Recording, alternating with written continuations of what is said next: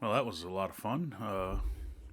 What I just we just did in my Saturday night campaign, which was yesterday evening. It was a this was a pretty crazy one. So for this after action report, this one was pretty wild. I wanted to kind of get it out while I made sure I was fresh on it. And as always, I don't, as you can tell, don't really bother with scripts. Uh, the the party, having fully investigated and fully disposed of the thicket, and contemplating turning it into their home base, set their sights finally on the ruins of Arden Vul. And the game gets off to a pretty a pretty slow start, I have to admit. Somewhat intentional though. The pacing somewhat. I don't want to just race through them getting to Arden Vul. It's the first time they've ever gone there. Definitely wanted them to get a feel for what they were up against. And so they reached the foot of Arden Vul, saw the great statues, the great Rushmore-like statues of the two great heroes, Arden the swordswoman and Vul the sorcerer, carved into the side of a 1,500-foot high cliff face. And they ascended what's called the Long Stair, which is more of a ramp with a ramp-like road with switchbacks that goes up that ascends the entire 1,500-foot face of the cliff to get to the ruined city named after the two heroes. It begins with them at the falls at the base of the cliff. The spray of water turning that part of the cliff face into a bit of a hazard. Almost had one of the characters slip off at a certain point. There were a number of there was only one real encounter. They did run into a small band of lizardmen, whom they dispatched quickly. The lizardmen were 8 in number. They did not get surprise on the party. It's difficult to get surprise on this party. There's a ranger and 2 elves, and all of them just happen to have 17 dexterity. It was very difficult in first edition to get surprise on a ranger, but get a surprise on a ranger with a 17 dexterity is very difficult.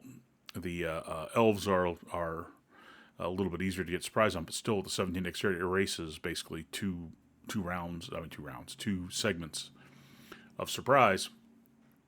So neither of the elves were surprised. Both of the elves cast spells. Both of the elves hit the lizardmen with sleep spells, and they took out 8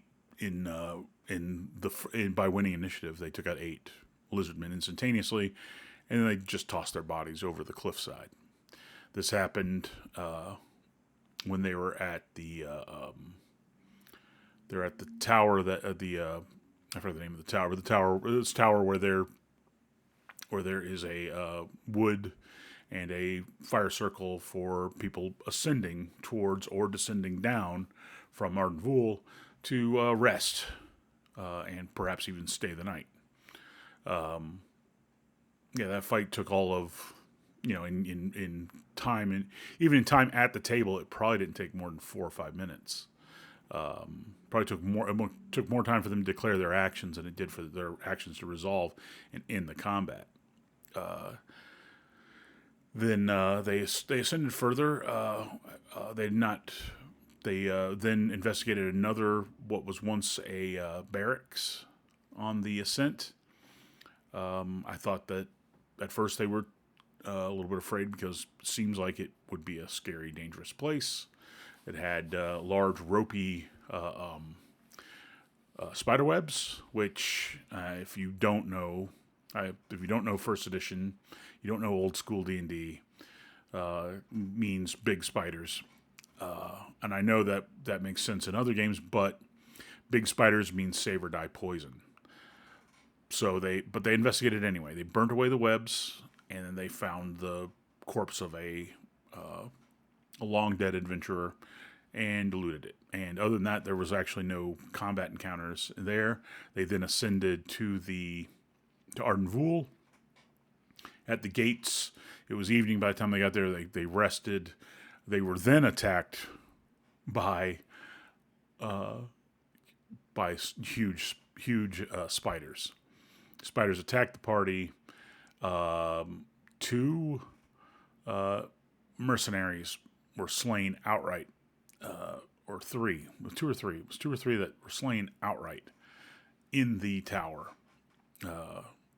So the party, that's probably that's the most casualties the party's had ever, and they had three of them die right off the bat, and no, I use a slightly altered version of poison using issue 81 of Dragon Magazine, the taking the sting out of poison article, which gives poison run times and onset times that are clearly defined and easy to, and different levels of potency, but it also readjusts stuff from not just poisons from the Dungeon Master's Guide, but also poisons from the Monster Manual.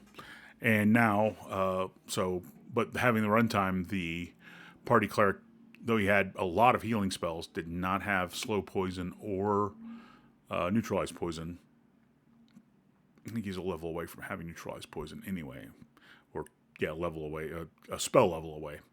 Anyway, they did not have that, so there were 3 dead mercenaries out of the 8 the party travels with.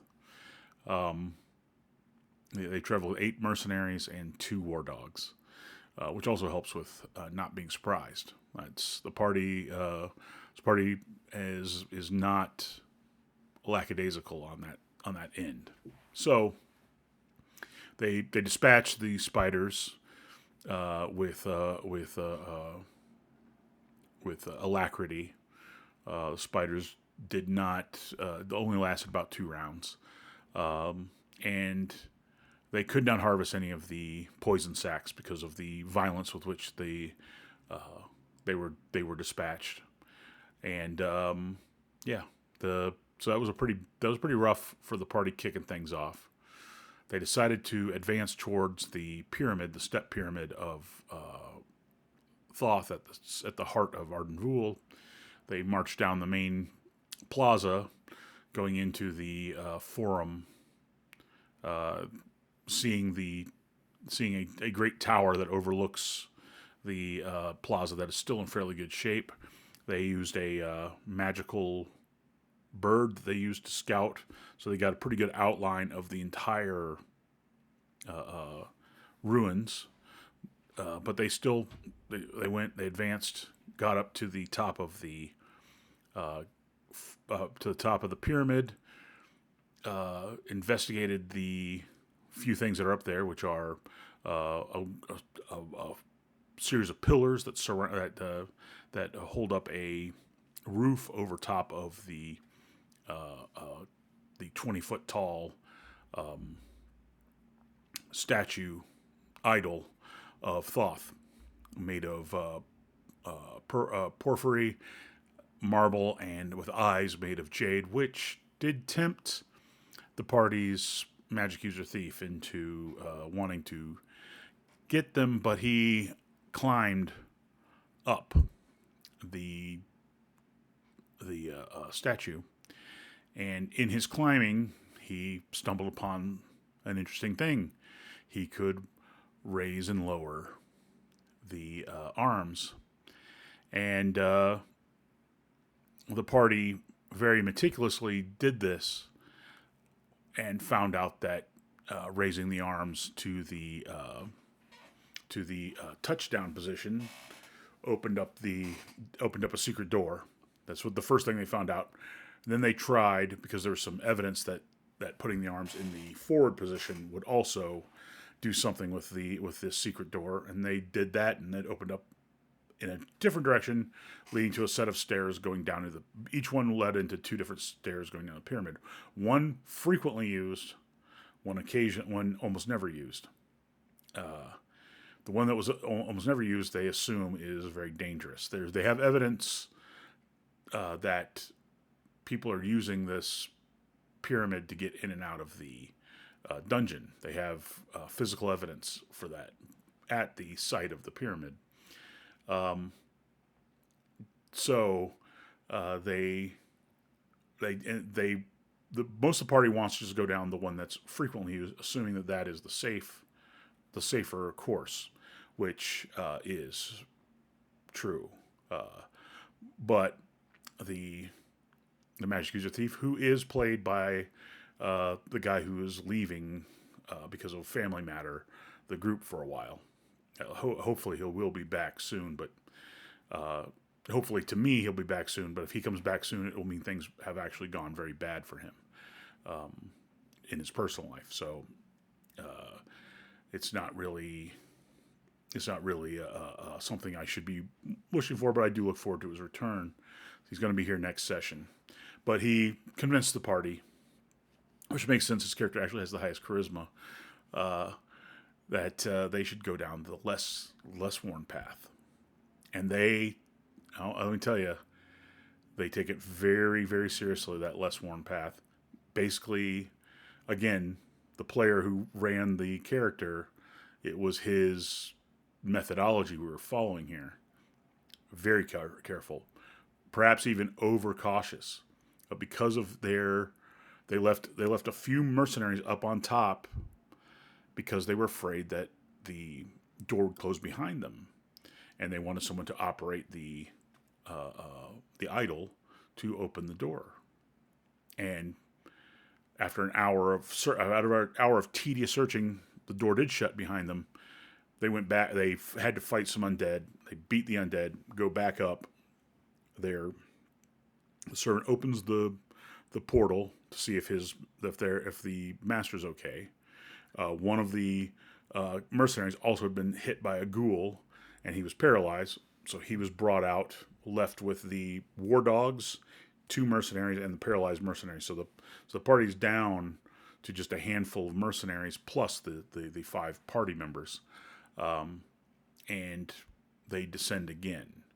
And they basically tell the guys up top, hey, if this closes again, open it. So that's what they go back down. They find a very nasty trap.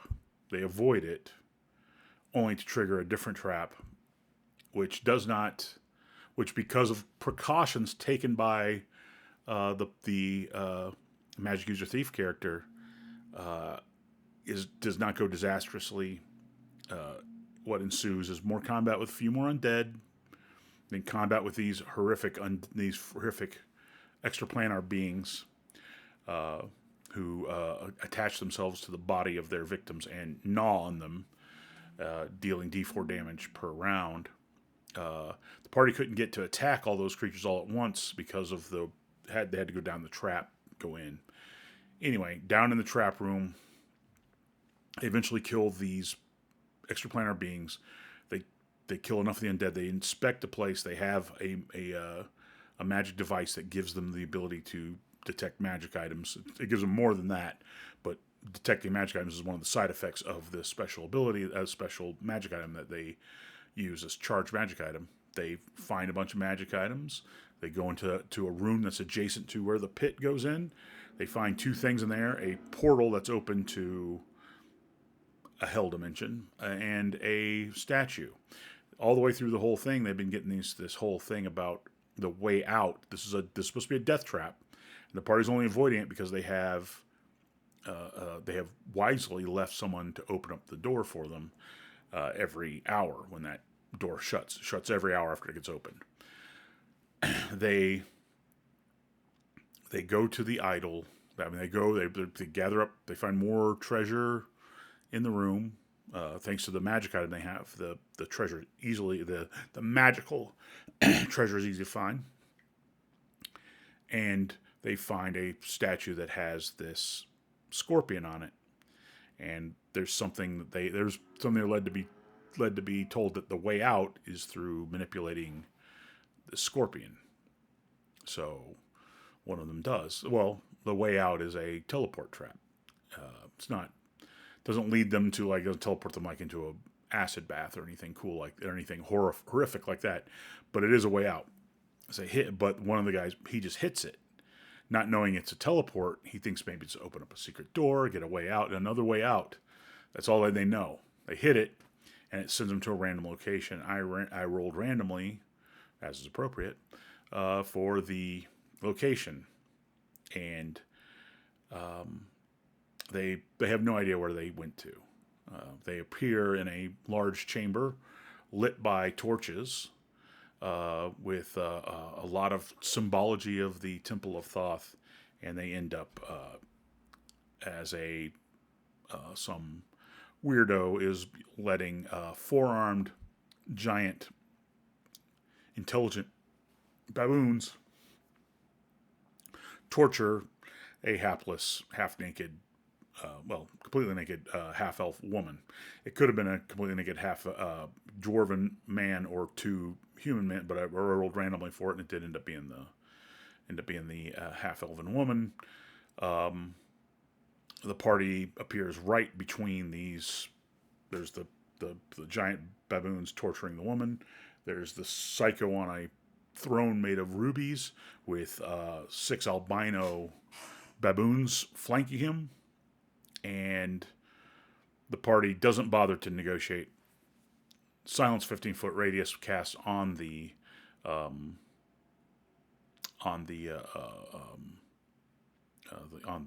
guy on the throne who looks like a spellcaster to the party. He's a druid. He's an evil druid or a psycho druid. It's more his alignment's actually still neutral, but he's not a good person.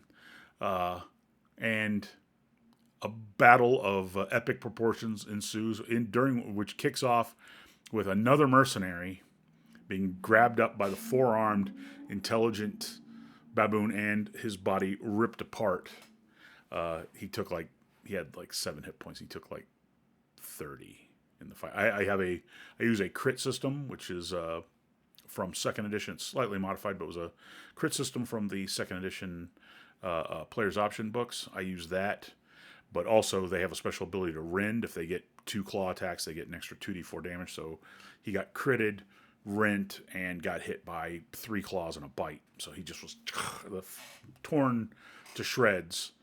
Even though he's wearing plate mail armor, he was just destroyed by an 8-hit dice monster with 4 arms. So the party has spent a lot of spells. They've already fought. They haven't, since they rested at first arriving after the spider attack, they haven't rested. They haven't gotten any spells back. They're low on hit points. They have a number of mercenaries gone. They still have some pretty good spell power, but they're almost out of healing already, including they burned a potion of extra healing they'd found.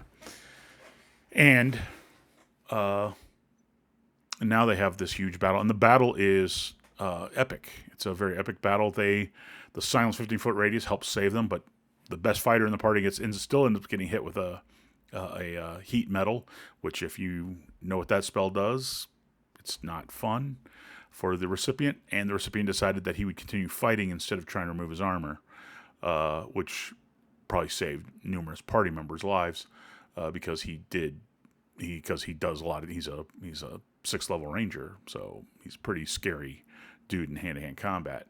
So the battle goes on, and it gets too late in the night for me to call it quits. So we have to call it quits in the midst of the battle, which is the second time this has happened.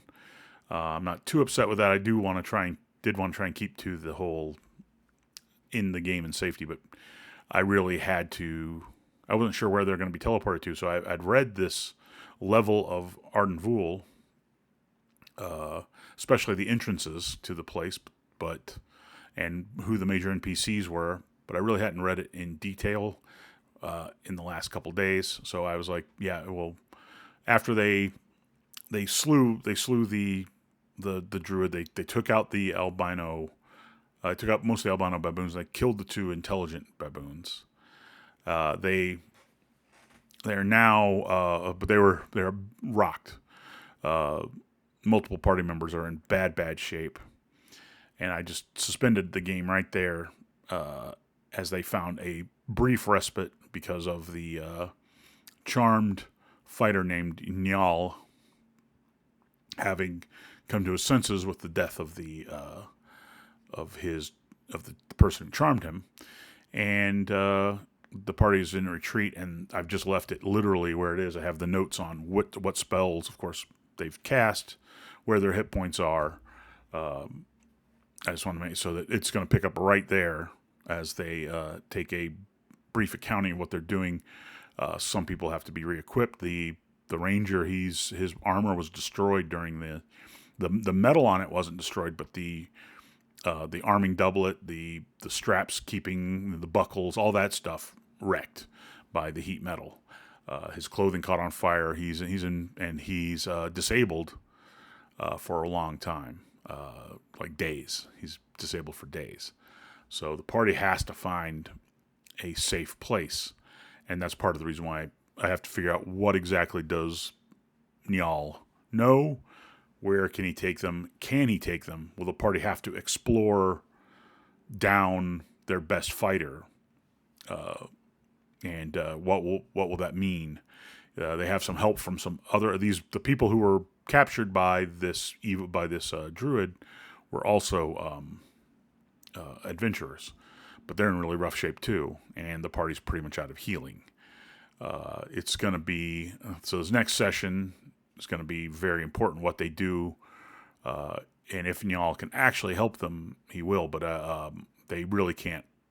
I know enough about the level; they can't stay where they're at. The baboons are going to be able to react to what they're doing. This is one of the baboons made it out alive, and the albino baboons is going to raise the alarm somewhat. So this is going to be, they may have to fight their way out of that. The room they're in is basically a dead end. It's a prison for so they're going to have to probably fight their way out and into the rest of the dungeon, even if Njal knows where to go, or even if any of the other adventurers know where to go, which I'll have to determine. I'm going to read through that entire level very thoroughly, and I will then decide.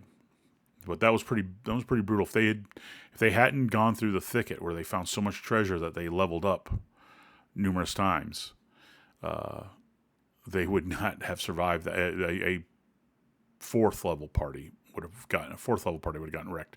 This party's 5th and 6th level, and they almost got wrecked.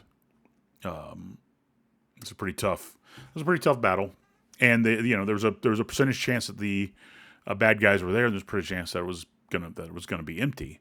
But I rolled for the bad guys to be there, and I went with it's what happened. The party, I think, it handled themselves really well. I had a lot of fun. That was a really fun session. That lasted from about 5:15 in the afternoon to about 15 minutes after midnight, which is not unusual for one of my stuff. But it was pretty much the last 2.5 hours, which is pretty much fighting, exploring, fighting, exploring. It was just a lot of action, and it was had kind of a really exciting pace. I could see everybody at the table was completely engaged in what was going on. It's always good, You can always lose track of people. Some people get a little bored by pure exploration. I don't. I like pure exploration. I don't as a player. I like it as a player. I like it as a game master. But that was a pretty fun. That was a really fun session. Everybody was pretty keyed up, I think, after, because the adrenaline had been going. They didn't know. It was really close. It was not one of those ones too where it was pulled out in the last minute by lucky rolls. It was literally they won by just by being tactically sound. Again, call out my player who plays the magic user thief. He had memorized fly instead of fireball, for example, for his 3rd level spell. He's a 5th level magic user.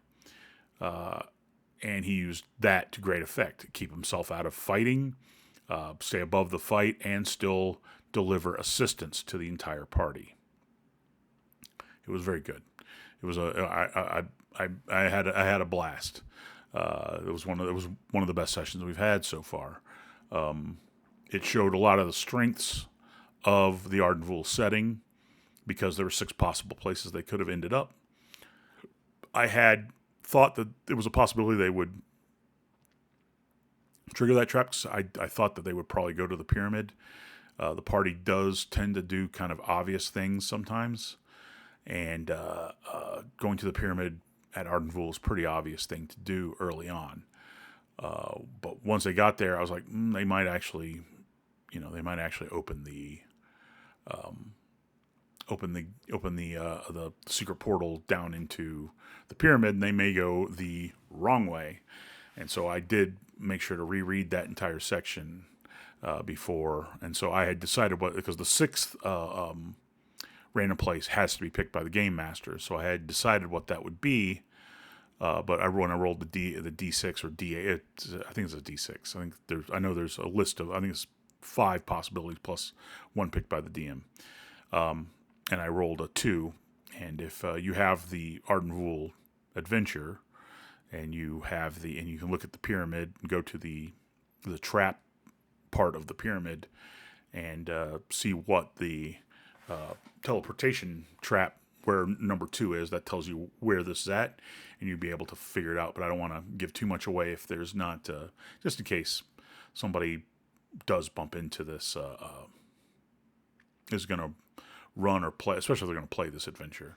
I don't want to give too much away about what exactly is going on, but that was the strength. There were 6 possible answers. I could even roll a D5 and not taken the DM's choice. Because there are 5 possible answers, and they were detailed. There was things there at each position that were very interesting, possibly very dangerous, that were going on, and that's the beauty of having this a mega dungeon. That's a complete mega dungeon. Is that there things like that, teleport traps that can send you to a random place, and the random place these random places can be very interesting because they're already complete, and they can be in completely different areas of the dungeon, which they are. This one, if they were lower level, getting that one would have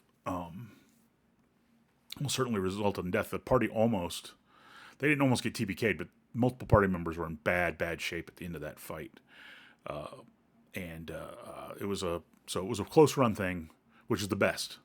To win when it's close, when when the players know they've completely earned that victory, that victory didn't come because they rolled hot. It didn't come because the DM blew a bunch of rolls. It didn't come because of fudging, it didn't come because of narrative reasons, but it came purely because they played things smart. It came because they were prepared, because they thought ahead, because they realized because they were prepared for the unexpected. But now they have 4 dead mercenaries and 1. This is the first time the most they've ever had is 1 dead mercenary. The dogs have survived the dogs have been there since session 1. It's just funny.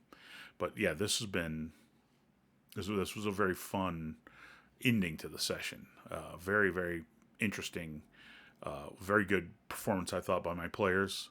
Of course, the player who keeps hiring all the mercenaries, the part of the reason why the party survived. If they hadn't had the mercenaries, they may have been party member, it may have been players' characters killed by those spiders. One of the party members was attacked by one of the spiders. He was missed. It was an excellent, and I do think an excellent, fun session. One of the better ones I've had with the Saturday Night group since the beginning of the Arden Vul campaign. But so I'm pretty enthusiastic. I've gone on too long, as always. If you like the video, please like and subscribe. And I think that'll be it for right now. Monday night I have another session, and I'll hopefully get that video up for my after action report for the Monday night, and then also I'm probably going to run a Thursday night session for the Monday night group because I have this whole week off and I have the time. So I will. It's a lot easier to get together with a small group of people on a at night when you have tons of free time, and they do have free time on those things. So anyway, hopefully see you soon.